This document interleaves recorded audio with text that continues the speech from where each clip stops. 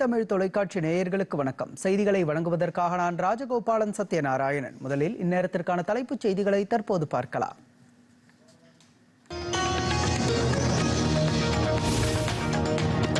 Budget விளக்க மாநாடு. தொழில்துறை வல்லுநர்கள் பல்வேறு துறை பிரதிநிதிகளுடன் நாளை உரையாடுகிறார் பிரதமர் Narendra Modi.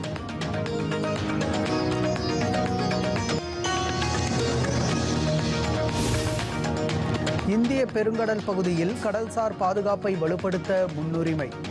India, America, Australia, Japan இடம்பெறும் குவாட் வெளியுறவு அமைச்சர்கள் மாநாட்டில் முடிவு.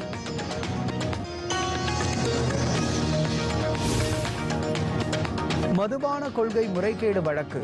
ஆம் ஆத்மி தலைவரும் தில்லி முதலமைச்சருமான அரவிந்த் கெஜ்ரிவால் மீது குற்றப்பத்திரிகை தாக்கல்.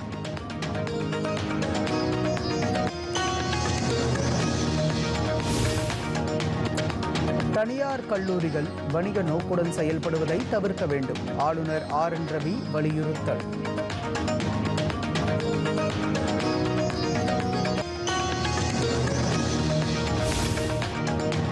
ஆவின் சார்பில் 50,000 லிட்டர் பால் உற்பத்தி திறன் கொண்ட பண்ணைகள் காணொலி வாயிலாக தொடங்கி வைத்தார் முதலமைச்சர் மு க ஸ்டாலின்.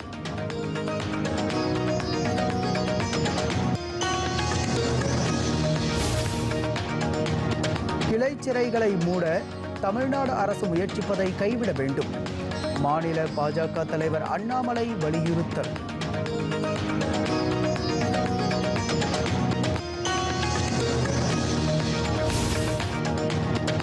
பங்களாதேஷ், பாகிஸ்தான் நாடுகளோடு ஒப்பிடுகையில் இந்தியாவில் பெட்ரோல் டீசல் விலை குறைவு.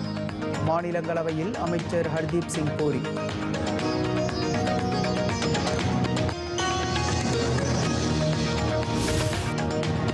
சாதிவாரி கணக்கெடுப்பு நடத்த வேண்டியது அவசியம். மக்களவையில் எதிர்க்கட்சித் தலைவர் ராகுல் காந்தி வலியுறுத்தல்.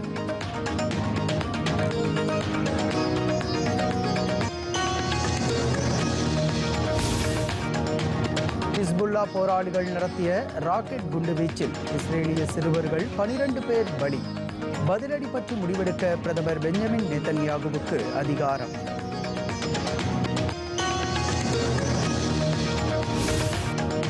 ஒலிம்பிக் ஹாக்கி போட்டிகள். அர்ஜென்டினாவுடனான ஆட்டத்தை சமன் செய்தது இந்தியா.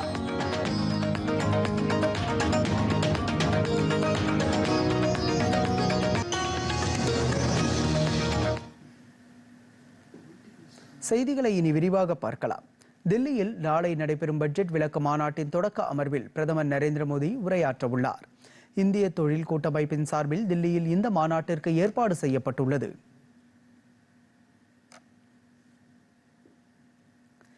இதில் வளர்ச்சியடைந்த பாரதத்தை நோக்கிய பயணம் என்ற தலைப்பிலான தொடக்க அமர்வில் பிரதமர் உரையாற்றுகிறார். விஞ்ஞான் பவனில் நடைபெறும் இந்த மாநாட்டில் 1000க்கும் மேற்பட்ட தொழில்துறை வல்லுநர்கள், பல்வேறு துறை பிரதிநிதிகள் உள்ளிட்ட பலர் பங்கேற்கின்றனர். இந்திய பெருங்கடல் மண்டலத்தில் கடல்சார் பாதுகாப்பை உறுதி செய்ய ஒத்துழைப்பை மேலும் வலுப்படுத்துவது என்று குவாட் வெளியுறவு அமைச்சர்கள் மாநாட்டில் முடிவு செய்யப்பட்டுள்ளது. ஜப்பான் தலைநகர் டோக்கியோவில் நடைபெறும் இந்தியா, அமெரிக்கா, ஜப்பான், ஆஸ்திரேலியா ஆகிய நாடுகளின் கூட்டமைப்பான குவாட் வெளியுறவு அமைச்சர்கள் மாநாட்டில் இன்று தொடக்க உரை நிகழ்த்தினார். அதில் பேசிய அவர், குவாட் அமைப்பு நாடுகளிடையேயான ஒத்துழைப்பை வலுப்படுத்துவது தொடர்பாக பேச்சுவார்த்தைகள் தொடர்ந்து நடைபெற்று வரும் நிலையில் அதனை அடுத்த கட்டத்திற்கு கொண்டு செல்வதற்கான ஆக்கப்பூர்வ பேச்சுவார்த்தைகளை மேற்கொள்வோம் என்றார். குவாட் அமைப்பு பிராந்தியத்தையும் கடந்து உலகளாவிய நல்ல விஷயங்களிலும் ஒத்துழைப்புகள் ஏற்பட வேண்டியது மிகவும் அவசியம் என்றும் வலியுறுத்தினார்.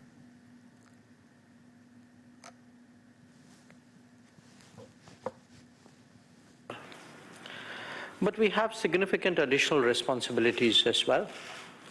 As political democracies, pluralistic societies, and market economies, there is the key question of upholding a rules-based order. It is only our collaboration that can ensure that the Indo-Pacific remains free, remains open, stable, secure, and prosperous. The commitment to doing global good that we have all undertaken has a resonance far beyond this region. It is therefore essential. முன்னதாக quad மாநாட்டில் பங்கேற்பதற்காக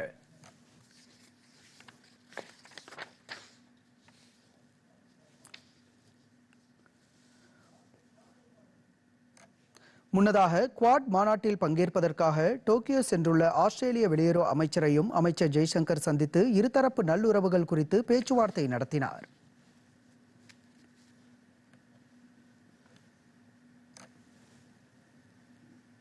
வரும் ஆண்டுகளில் வேலை வாய்ப்பின்மை விகிதம் 3% கீழ் கொண்டுவரப்படும் என மத்திய தொழிலாளர் நலன் மற்றும் வேலைவாய்ப்புத்துறை அமைச்சர் மன்சுக் மாண்டவியா தெரிவித்துள்ளார். மக்களவையில் இது தொடர்பான கேள்விக்கு பதிலளித்த அவர், மத்திய அரசின் கொள்கைகளால் தற்போது வேலைவாய்ப்பின்மை விகிதம் 3.2% இருப்பதாக கூறினார். அடுத்த 5 ஆண்டுகளில் 4 கோடி இளைஞர்களுக்கு திறன் மேம்பாட்டு மற்றும் வேலைவாய்ப்பு பயிற்சி வழங்கப்படும் என மத்திய அரசு பட்ஜெட்டில் அறிவித்திருப்பதையும் சுட்டிக்காட்டினார். தொழிலாளர் படையின் புள்ளி விவரங்களின்படி கடந்த தசாப்தங்களில் கிராமங்களில் வேலைவாய்ப்பு அதிகரித்திருப்பதாகவும் வேலைவாய்ப்பின்மை வீதம் 2.4% குறைந்திருப்பதாகவும் தெரிவித்தார். தொழிலாளர் மக்கள் தொகை விகிதாச்சாரத்தின்படி கடந்த 2017-18 நிதியாண்டில் 48.1% இருந்த கிராமப்புற வேலைவாய்ப்பு கடந்த 2022-23 நிதியாண்டில் 59.4% அதிகரித்திருப்பதாகவும் அமைச்சர் மன்சுக் மாண்டவியா குறிப்பிட்டார்.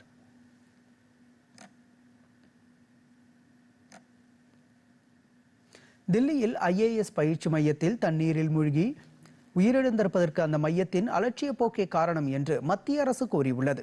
இந்த விவகாரம் தொடர்பாக விசாரணை நடத்த வேண்டும் என்று காங்கிரஸ் உறுப்பினர்கள் மக்களவையில் கோரிக்கை விடுத்தனர். இதற்கு பதிலளித்து பேசிய மத்திய கல்வித்துறை அமைச்சர் தர்மேந்திர பிரதான், இந்த சம்பவத்தின் பின்னணியில் பயிற்சி மையத்தின் கவனக்குறைவும் அலட்சியமும் இருப்பதாக குற்றம் சாட்டினார். விதிமுறைகளை கடைபிடிப்பது உறுதி செய்யப்பட்டிருந்தால் இத்தகைய சம்பவம் நிகழ்ந்திருக்காது எனவும் தர்மேந்திர பிரதான் கூறினார்.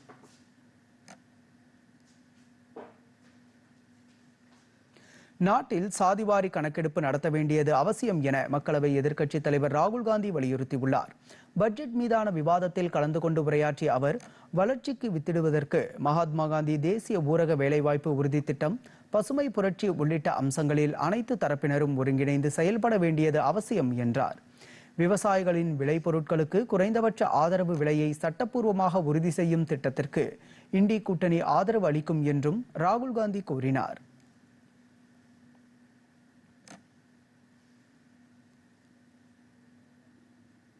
சிறிய இடைவேளைக்கு பிறகு செய்திகள் தொடரும். இப்பதான் நானே உங்களை வந்து பார்க்கணும்னு நினைச்சேன், அதுக்குள்ள நீங்களே வந்துட்டீங்க. நாளைக்கு நீங்களும் நானும் போய் நந்தன் அம்மாவை பார்த்துட்டு கல்யாண விஷயத்தை பத்தி பேசிட்டு வந்துடுவோம். அவங்க கிட்ட பேசுறது இருக்கட்டும், ஒருவேளை இந்த கல்யாணம் நடந்தா கல்யாணத்துக்கு பிரபாவை கூப்பிடுவியா? அது என்ன நீ ஒரு வேலை நடந்தான்னு அப்படியே இழுக்கிறீங்க? நந்தனுக்கும் ஷியாம்லாவுக்கும் கண்டிப்பா கல்யாணம் நடக்கும். சரி, நடக்கட்டும். நடந்தா இந்த கல்யாணத்துக்கு பிரபாவை கூப்பிடுவியான்னு கேட்டேன். தாயம்மா குடும்பத்தார் திங்கள் முதல் வெள்ளி வரை இரவு 8:30க்கு உங்கள் டிடி தமிழ். வளர்ச்சியடைந்த இந்தியாவை உருவாக்குவதில் உங்களின் பங்களிப்பிற்கு நன்றி. உங்கள் வருமான வரி அறிக்கையில் உள்ள தகவல்கள் நேர்மையாக இருந்தால் உங்கள் வரியை திரும்ப பெறுவதில் தாமதம் இருக்காது. எனவே தவறான TDS, பொய்யான செலவுகள் மற்றும் குறைந்த வருமானம் ஆகியவற்றை காட்டுவதன் மூலம் அதிக பணத்தை திரும்ப பெற கோருவது உங்கள் வருமான வரியை திரும்ப பெறுவதில் தாமதத்தை ஏற்படுத்தலாம் என்பதில் எச்சரிக்கையாக இருங்கள். மின்னணு தாக்கல் செய்யப்பட்ட ஒவ்வொரு வருமான வரி அறிக்கையில் உள்ள தகவல்களை வருமான வரித்துறை முழுமையாக ஆய்வு செய்கிறது. ஏதேனும் முரண்பாடுகள் கண்டறியப்பட்டால் உங்கள் வருமான வரி அறிக்கை குறித்து வைக்கப்படலாம். CPC ITR-ஆல் உங்களுக்கு அறிவுறுத்தப்படும். 2 நினைவூட்டல்களை பெற்ற பின்னரும் 10 நாட்களுக்குள் திருத்தப்பட்ட வருமான வரி அறிக்கையை தாக்கல் செய்யவில்லை என்றால் உங்கள் வருமான வரி அறிக்கையை செயலாக்குவதில் தாமதம் ஏற்படலாம். உங்கள் வருமான வரி அறிக்கை தொடர்பான புதுப்பிப்புகளை அறிய மின்னணு தாக்கல் இணைய முகப்பில் உள்நுழைந்து உங்கள் டேஷ்போர்டில் செயலாக்க நிலை மற்றும் நிலுவையில் உள்ள செயல்களை சரிபார்க்கவும். வருமான வரி செலுத்தும் ஒவ்வொருவரும் நாட்டை கட்டமைப்பவரே. செய்திகள் தொடர்கின்றன. தனியார் கல்லூரிகள் வணிக நோக்குடன் செயல்படுவதை தவிர்க்க வேண்டும் என தமிழ்நாடு ஆளுநர் RN ரவி வலியுறுத்தியுள்ளார். மதுரை தியாகராஜர் கல்லூரி சார்பில் கரிமுத்து தியாகராஜர் நினைவு அறக்கட்டளை நிறுவனர் தின விழா கல்லூரி வளாகத்தில் இன்று நடைபெற்றது. அதில் பேசிய ஆளுநர் உயர்கல்வியில் தியாகராஜர் கல்லூரியின் பங்களிப்பை பாராட்டினார். நிகழ்ச்சியில் பேராசிரியர் சாரதா நம்பி ஆரூரனுக்கு உரை இசை அரசி பட்டம் வழங்கப்பட்டது.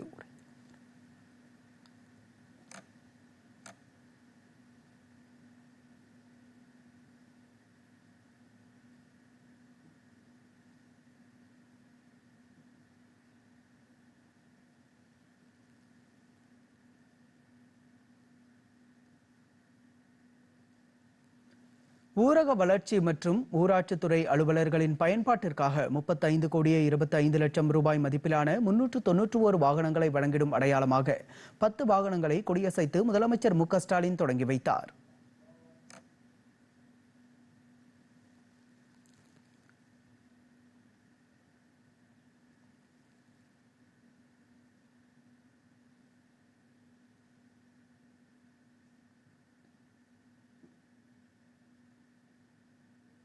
மேலும் ஊரக வளர்ச்சி மற்றும் ஊராட்சித்துறை சார்பில் சிவகங்கை, தேனி, திருவாரூர், கள்ளக்குறிச்சி, மதுரை, ராமநாதபுரம், திருவண்ணாமலை, கன்னியாகுமரி, திருச்சிராப்பள்ளி மற்றும் வேலூர் ஆகிய மாவட்டங்களில் 71,94,00,000 ரூபாய் செலவில் கட்டப்பட்டுள்ள 19 ஊராட்சி ஒன்றிய அலுவலக கட்டடங்களை அவர் திறந்து வைத்தார்.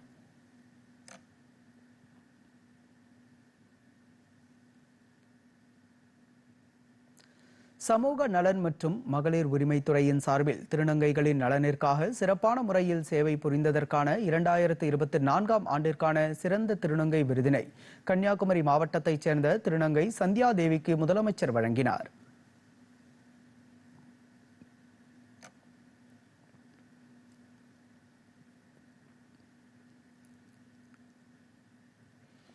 தமிழ்நாடு பால் உற்பத்தியாளர்கள் கூட்டுறவு இணையமான ஆவின் சார்பில் 10,61,00,000 ரூபாய் செலவில் கட்டப்பட்டுள்ள 50,000 லிட்டர் பால் உற்பத்தி திறன் கொண்ட 2 பால் பண்ணைகள், 5,000 லிட்டர் திறன் கொண்ட தயிர் மற்றும் மோர் தயாரிக்கும் ஆலை மற்றும் ஆய்வக கட்டடம் ஆகியவற்றையும் முதலமைச்சர் திறந்து வைத்தார்.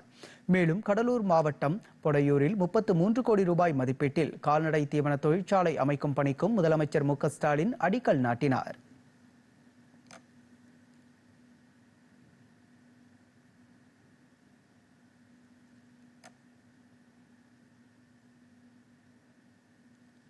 தமிழகத்தில் பாதுகாப்பு குறைபாடு மற்றும் அடிப்படை வசதிகள் இல்லாததால் 18 கிளைச்சிறைகளை மூட திமுக அரசு முடிவெடுத்திருப்பதாக செய்திகள் வெளியாகியுள்ளதாக பாஜக மாநில தலைவர் அண்ணாமலை தெரிவித்துள்ளார்.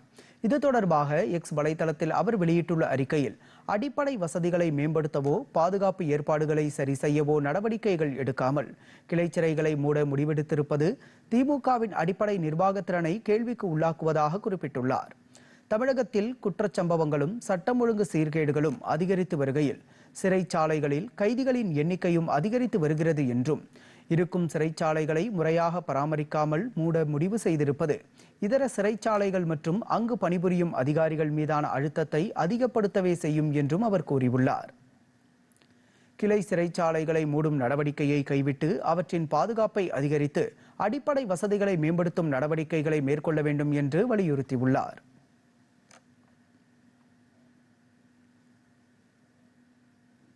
தமிழகத்தில் சட்டம் ஒழுங்கு கட்டுக்குள் இருப்பதாக மாநில சட்டத்துறை அமைச்சர் ரகுபதி தெரிவித்துள்ளார்.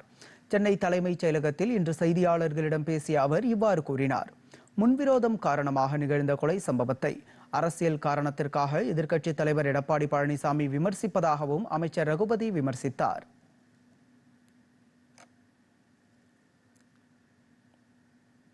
பகைமை அடிப்படையிலே இந்த சம்பவங்கள் நடந்திருக்கின்றனவே தவிர இதில் எதுவுமே இன்றைக்கு சட்டம் ஒழுங்கு சீர்படுகின்ற அளவுக்கு எந்த சம்பவங்களும் கிடையாது. ஏன்னா ஒருத்தருக்கு ஒருத்தர் முன்விரோதம் காரணமாகத்தான்.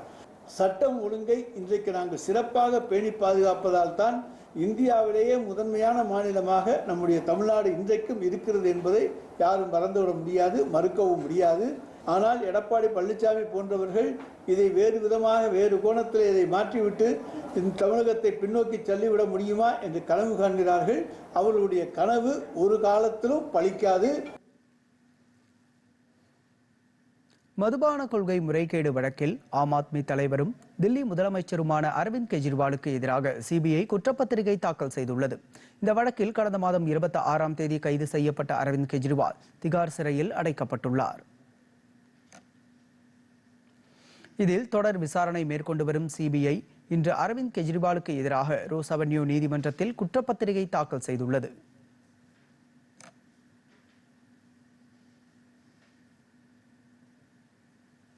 தமிழ்நாட்டில் அரசியல் படுகொலைகள் நிகழ்வது தொடர்கதையாகிவிட்டதாக பாஜக மூத்த தலைவர்களில் ஒருவரான தமிழிசை சவுந்தரராஜன் குற்றம் சாட்டியுள்ளார். வேலூரில் செய்தி நிறுவனத்திற்கு பேட்டியளித்த அவர், கர்நாடக அரசு காவிரியில் தண்ணீர் திறந்துவிடாது என்பதாலேயே காவிரி அன்னை மழையாக பொழிந்து தமிழகத்தை நோக்கி பாய்ந்து வருவதாக தெரிவித்தார். தமிழ்நாட்டில் நாள்தோறும் பத்திரிகைகளில் அரசியல் படுகொலைகள் பற்றிய செய்தி வெளிவந்த வண்ணம் உள்ளதாகவும் குற்றம் சாட்டினார். தமிழ்நாட்டில் சட்டம் ஒழுங்கு பிரச்சினை தொடர்ந்து எழுந்த வண்ணம் உள்ளதாகவும், வன்முறையை தடுக்காமல் மாநில அரசு அதிகாரிகளையும் மாவட்ட ஆட்சியர்களையும் மட்டுமே பணியிட மாற்றம் செய்து வருவதாகவும் புகார் தெரிவித்தார். ஆம்ஸ்ட்ராங் அவர்களின் கொலை, ஆம்ஸ்ட்ராங் கொலையில் இன்று கூட குற்றவாளிகள் கைது செய்யப்பட்டு கொண்டிருக்கிறார்கள். புதிய வகை குற்றவாளிகள் கைது செய்யப்பட்டு கொண்டிருக்கிறார்கள். இதற்காகத்தான் நம்ம சிபிஐ விசாரணை கேட்டதே. ஏன்னா சிபிஐ விசாரணை என்றால் இன்னும் பரந்துபட்ட ஒரு விசாரணையாக இருக்கும். இன்னும் அது உண்மையான குற்றவாளிகளை கண்டுபிடிப்பதற்கு அது ஏதுவாக இருக்கும். அரசியல் சாயம் உள்ளவர்களாக இருந்தால் அது எந்தவித பாகுபாடும் இல்லாமல் தீர விசாரணை செய்வது வசதியாக இருக்கும் சிபிஐ ஆக இருந்தால். அதுக்காக தான் நம்ம அது கேட்குறோம். ஆனால் சிபிஐ விசாரணை வேண்டாம் என்று ஒட்டுமொத்தமாக சொல்வதில் உள்நோக்கம் இருப்பதாக நான் நினைக்கிறேன். தமிழ்நாட்டில் பொறியியல் மாணவர் சேர்க்கைக்கான பொதுப்பிரிவு கலந்தாய்வு இன்று தொடங்கியது. நடப்பாண்டு பொறியியல் மாணவர் சேர்க்கைக்கான சிறப்பு பிரிவு கலந்தாய்வு ஜூலை 22 முதல் 27ஆம் தேதி வரை நடைபெற்றது. இதில் முன்னாள் இராணுவத்தினரின் குழந்தைகள், விளையாட்டு வீரர்கள், மாற்றுத்திறனாளிகள் ஆகியோருக்கு கலந்தாய்வு நடைபெற்றது. ஜூலை 22, 23 தேதிகளில் சிறப்பு பிரிவில் அரசு பள்ளி மாணவர்களுக்கான கலந்தாய்வு நடைபெற்றது.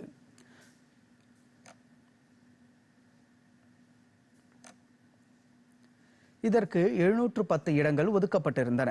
இந்த கலந்தாய்வு மூலம் 92 இடங்கள் நிரம்பின. இதனையடுத்து சிறப்பு பிரிவினருக்கான பொதுப்பிரிவு கலந்தாய்வு 25ஆம் தேதி தொடங்கி நேற்று நிறைவடைந்தது. இந்நிலையில் ஏற்கனவே அறிவிக்கப்பட்டபடி பொதுப்பிரிவு கலந்தாய்வு இன்று தொடங்கியது. செப்டம்பர் 3ஆம் தேதி வரை இந்த கலந்தாய்வு 3 சுற்றுகளாக நடத்தப்பட உள்ளது. முதல் சுற்றுக்கு 26,654 மாணவர்கள் தகுதி பெற்றுள்ளனர். அதேபோல் தொழிற்கல்வி பிரிவு மாணவர்களுக்கான கலந்தாய்வும் இன்றே தொடங்குகிறது. ஆகஸ்ட் 10ஆம் தேதி நடைபெறும் இந்த கலந்தாய்வு ஒரே சுற்றாக நடத்தப்படும். கலந்தாய்வுக்கான அனைத்து ஏற்பாடுகளும் செய்யப்பட்டிருப்பதாக தமிழ்நாடு பொறியியல் மாணவர் சேர்க்கைக்கான செயலாளர் புருஷோத்தமன் தெரிவித்துள்ளார். எதிர்வரும் காலங்களில் ஆண்டிற்கு 50 மருத்துவர்களுக்கு விருது வழங்க நடவடிக்கை எடுக்கப்படும் என மாநில மருத்துவ மற்றும் மக்கள் நல்வாழ்வுத்துறை அமைச்சர் மா சுப்பிரமணியன் கூறினார். சென்னையில் நடைபெற்ற தமிழ்நாடு மருத்துவ கவுன்சில் மருத்துவர்களுக்கு விருது வழங்கும் விழாவில் அவர் கலந்து கொண்டு விருதுகளை வழங்கி கௌரவித்தார்.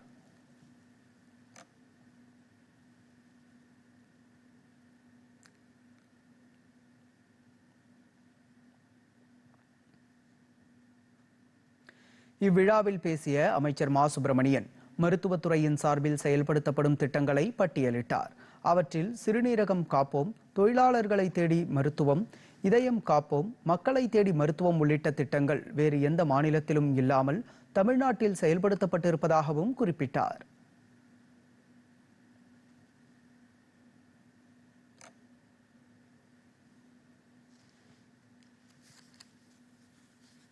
இப்போ அந்த கேரளாவில் ஏற்பட்ட அந்த பாதிப்பை உடனடியாக தெரிந்த உடனே அந்த கேரளா எல்லை, தமிழ்நாட்டின் எல்லை, அந்த எல்லை எந்தெந்த மாதிரியான கண்காணிப்பு நடவடிக்கைகள் எடுக்கணுமோ அதை எடுத்து அங்கிருந்து வர்றவங்களை பரிசோதிக்கிற பணிகளும் தொடர்ச்சியாக செய்யப்பட்டு வருது. அது பேருந்துகளில் பயணிப்பவர்களாக இருந்தாலும், கார்களில் பயணிப்பவர்களாக இருந்தாலும், அல்லது இருசக்கர வாகனங்களில் பயணிப்பவர்களாக இருந்தாலும் தொடர்ந்து கண்காணிக்கப்பட்டு வருது. அங்கிருந்து யாராவது ஃபீவர் சிம்டம்ஸோடு வந்தாங்கன்னா அவங்கள இங்கே தமிழ்நாட்டு சர்வதேச புலிகள் தினம் இன்று கடைபிடிக்கப்படுகிறது. புலிகளை பாதுகாப்பது குறித்தும் அவை சந்தித்து வரும் சவால்கள் குறித்தும் விழிப்புணர்வு ஏற்படுத்துவதற்காகவே ஆண்டுதோறும் ஜூலை 29ஆம் தேதி இந்நாள் கடைபிடிக்கப்பட்டு வருகிறது. இது குறித்த ஒரு செய்தி தொகுப்பை தற்போது பார்க்கலாம்.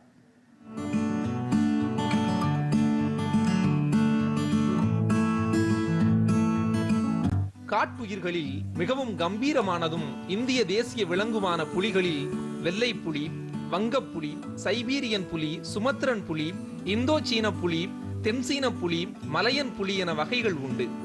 1973ஆம் ஆண்டு நம் நாட்டின் தேசிய விலங்காக புலிகளை அறிவித்தோம். புலிகள் நம் கலாச்சாரத்தோடும் பண்பாட்டோடும் ஒன்றிணைந்த உயிரினம். புலிகளிடத்தில் இருக்கக்கூடிய பேராற்றல், அதனுடைய வலிமை, சுறுசுறுப்பு இவையும் தேசிய விலங்காக அறிவிக்க காரணமாகும். புலிகள் அதற்கான வாழ்விடங்களில் மிடுக்கோடும் சுதந்திரத்தோடும் ஆட்சி செய்து வருகின்றன. காலநிலை மாற்றத்தாலும் வேட்டையாடுதல், புலிகளின் வாழ்விடங்கள் அழிந்து போவது போன்ற அச்சுறுத்தல்களால் வெகுவாக அவற்றின் எண்ணிக்கை உலக அளவில் குறைய தொடங்கியது.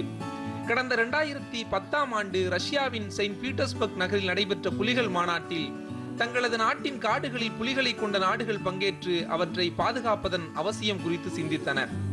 அந்த வகையில் புலிகள் சந்தித்து வரும் சவால்கள் குறித்தும் அவற்றை பாதுகாக்க வேண்டியதன் அவசியத்தையும் எடுத்து கூறும் விதமாக ஜூலை 29 சர்வதேச புலிகள் தினமாக தேர்வு செய்யப்பட்டது.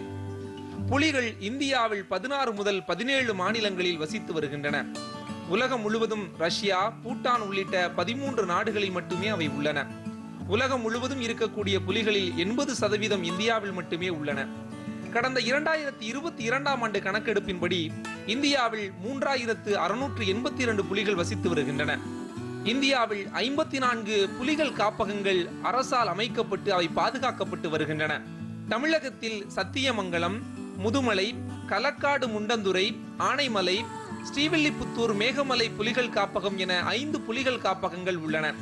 உயிரினங்களின் சுழற்சியில் உணவுச் சங்கிலி அமைப்பில் எல்லா உயிரினங்களும் சரிவிகிதமாக இருப்பது அவசியம்.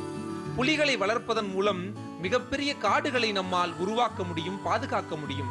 மரம் வளர்ந்தால் மழை பொழியும், ஆறுகள் உருவாகும். சர்வதேச புலிகள் தினத்தில் அரசுடன் இணைந்து மக்கள் நாமும் தேசிய விலங்கான நமது புலியை பாதுகாப்போம். டிடி தமிழ் செய்திகளுக்காக பாரதி கனகராஜ்.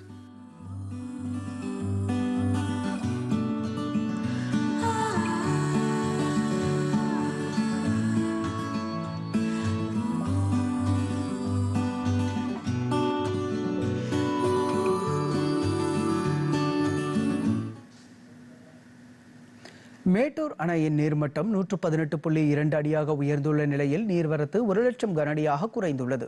காவிரி நீர்பிடிப்பு பகுதியில் பெய்து வரும் கனமழை காரணமாக கர்நாடக அணைகள் நிரம்பியுள்ள நிலையில் அங்கிருந்து உபரி நீர் காவிரி ஆற்றில் திறக்கப்பட்டுள்ளது. காவிரி டெல்டா பாசனத்திற்காக மேட்டூர் அணையிலிருந்து நேற்று மாலை முதல் 1,20,000 கன அடி தண்ணீர் திறக்கப்பட்டுள்ளது. இந்த அளவு இன்று மாலை 4 மணி நிலவரப்படி மேட்டூர் அணையின் நீர்மட்டம் 118.2 அடியாக உயர்ந்த நிலையில் அணைக்கு வரும் நீரின் அளவு 1,21,004 கன அடியில் இருந்து 1,05,264 கன அடியாக குறைந்துள்ளது. நீர்வரத்து குறைந்துள்ள நிலையில் நாளை மேட்டூர் அணை முழு கொள்ளளவை எட்டும் என நீர்வளத்துறை அதிகாரிகள் தெரிவித்துள்ளனர். இதனையொட்டி மேட்டூர் அணை நிலவரத்தை இடது கரையில் உள்ள வெள்ள கட்டுப்பாட்டு அறையில் இருந்தவாறு நீர்வளத்துறை கண்காணித்து வருகிறது.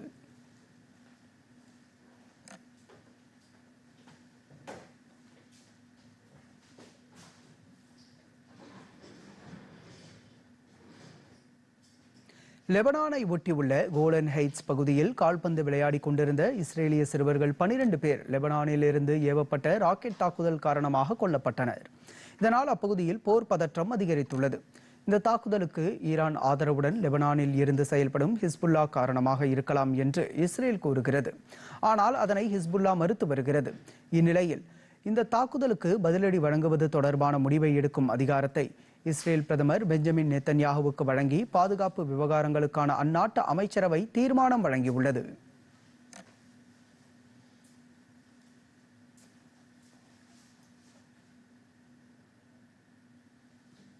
வெனிசுலா அதிபர் தேர்தலில் 51.2% வாக்குகளுடன் வெற்றி பெற்ற நிக்கோலஸ் மதுரோ 3வது முறையாக அதிபராக பதவியேற்க உள்ளார்.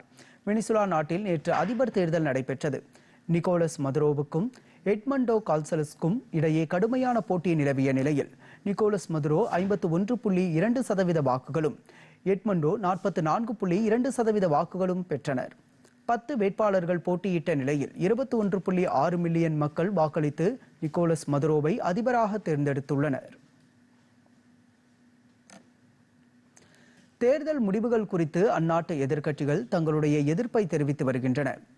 எதிர்க்கட்சி வேட்பாளரான எட்முண்டோ கான்சல்சு 70% வாக்குகளை பெற்றுள்ளதாகவும் அவர்தான் நியாயமான முறையில் அதிபராக தேர்ந்தெடுக்கப்பட்டவர் என்றும் எதிர்க்கட்சிகள் தெரிவித்து வருகின்றன. இது தொடர்பாக கருத்து தெரிவித்து அமெரிக்க வெளியுறவு அமைச்சர் ஆண்டனி பிளிங்கன் தேர்தலில் அறிவிக்கப்பட்ட முடிவு வெனிசுலா மக்களின் விருப்பத்தையோ அல்லது வாக்குகளையோ பிரதிபலிக்கவில்லை என கூறியுள்ளார். இதனிடையே வெனிசுலாவின் அதிபராக மீண்டும் தேர்ந்தெடுக்கப்பட்டுள்ள மதுரோவுக்கு ரஷ்ய அதிபர் விளாடிமிர் புட்டின் வாழ்த்து தெரிவித்துள்ளார்.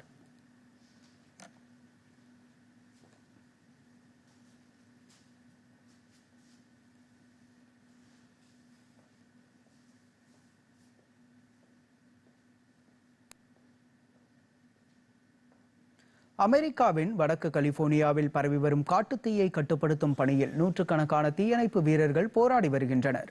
அங்கு நிலவும் வறண்ட வானிலை மற்றும் அனல் காற்று காரணமாக கடந்த சில நாட்களாக காட்டுத்தீ பரவி வருகிறது. இதையடுத்து தீயை அணைக்கும் முயற்சியில் தீயணைப்பு வீரர்கள் ஈடுபட்டு வருகின்றனர். இந்த தீயில் 1,45,000 ஹெக்டேர் பரப்பளவிலான நிலங்கள் தீக்கிரையாகின.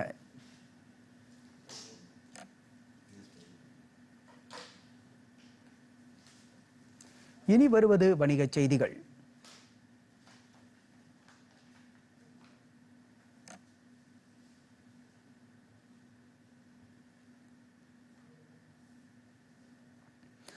பாகிஸ்தான், பங்களாதேஷ் போன்ற நாடுகளுடன் ஒப்பிடும்போது இந்தியாவில் பெட்ரோல் டீசல் விலை குறைவாக இருப்பதாக மத்திய பெட்ரோலியத்துறை அமைச்சர் ஹர்தீப் சிங் பூரி தெரிவித்துள்ளார்.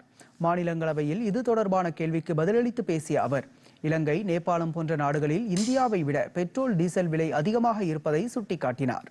நம் நாட்டில் பெட்ரோல் டீசல் விலையை குறைக்க மத்திய அரசு தீவிர நடவடிக்கை மேற்கொண்டு வருவதாகவும், பிரதமர் நரேந்திர மோடி தலைமையிலான அரசு ஏற்கனவே பெட்ரோல் டீசலுக்கான ஆயத்தீர்வை வரியை 2 முறை குறைத்திருப்பதாகவும் குறிப்பிட்டார்.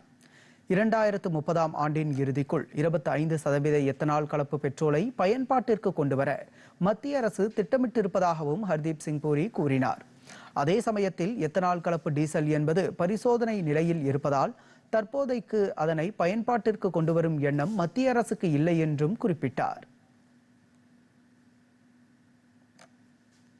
We have ensured the trilemma, availability, affordability.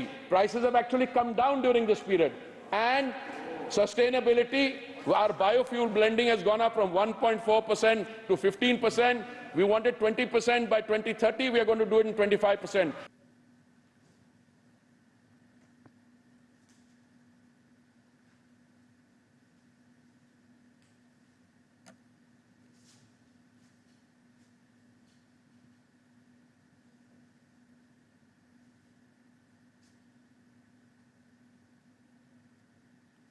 இத்துடன் செய்திகள் நிறைவடைந்தன. மீண்டும் செய்திகள் இரவு 10 மணிக்கு. வணக்கம்.